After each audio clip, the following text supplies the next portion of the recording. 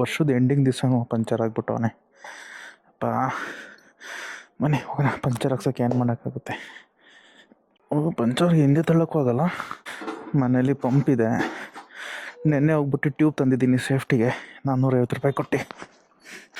ಇಷ್ಟೊಂದು ತೂಕ ಇದೆ ಅಂದರೆ ಇವತ್ತೇ ಗೊತ್ತಾಗಿದ್ದು ನನಗೆ ಅರ್ಜುನ. ನಾನಾಗೂ ವಾಮಪ್ ಹಾಕ್ತಿರೋ ಪಂಪ್ ಎತ್ಕೊಬರ್ತೀನಿ.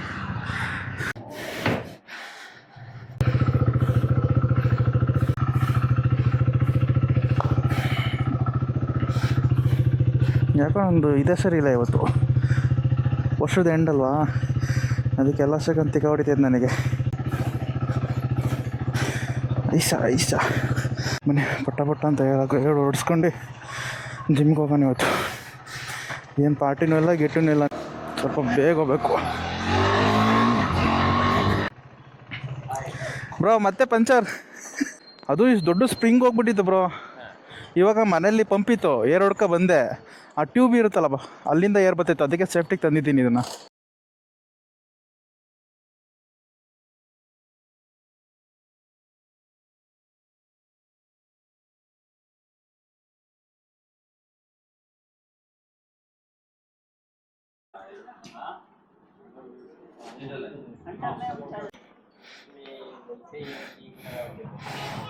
ಬನ್ನಿ, ಟೈರ್ ಬಿಚ್ಚಿಸ್ಕೊಂಡಾಯ್ತು. ಓಯ್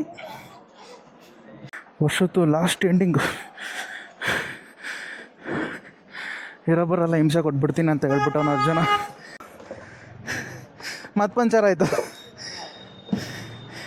1 ತಿಂಗಳಾಯ್ತು ಹಾಕ್ಸಿ, 1.5 ತಿಂಗಳಾಗಿದೆ ಅಷ್ಟೇ. ಇಷ್ಟು ದೊಡ್ಡದು ಸ್ಪ್ರಿಂಗ್ ಟೈಪ್ ಒಳಗಡೆ ಹೋಗ್ಬಿಟ್ಟಿತ್ತು. ಇದು ಹೊಸ ಅಂಗಡಿ ಮಾಡಿರೋದು, ಹಳೆ ಅಂಗಡಿ ಅಲ್ಲಿ ಮಸೀದಿ ಪಕ್ಕದಲ್ಲಿದೆ, ಅಲ್ಲಿತ್ತು. ನಾನೇನಿಲ್ಲ ಅಂದ್ರೆ ಒಂದು 12 ವರ್ಷದಿಂದ ಬರ್ತಾಯಿದ್ದೀನಿ ಇವ್ರ ಹತ್ರನೇ. ನಾನು ದೊಡ್ಡ ಗಾಡಿ, ನನ್ನ ಸಣ್ಣ ಸೈಕಲ್ಲಿಂದ ದೊಡ್ಡ ಗಾಡಿವರೆಗೂ ಇವರೊಬ್ಬರೇ ರಿಪೇರಿ ಮಾಡ್ತಾರೆ ನೋಡಿ.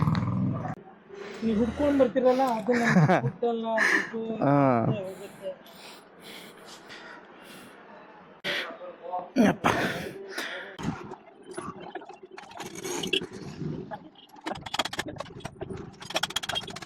ನಮ್ಮ ಬ್ರೋ ರೆಡಿ ಮಾಡಿಕೊಟ್ರು. ನಮ್ಮ ಕೈ ಪರಿಸ್ಥಿತಿ ಹೆಂಗಿದೆ, ಅರ್ಜುನಂದು ಟೈರ್ ರೆಡಿ ಆಯಿತು.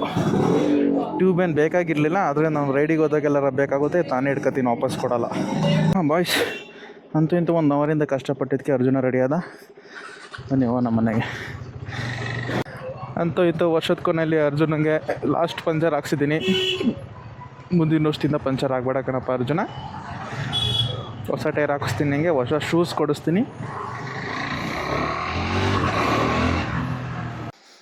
ಎಲ್ಲರಿಗೂ advance happy new year guys. Good boys.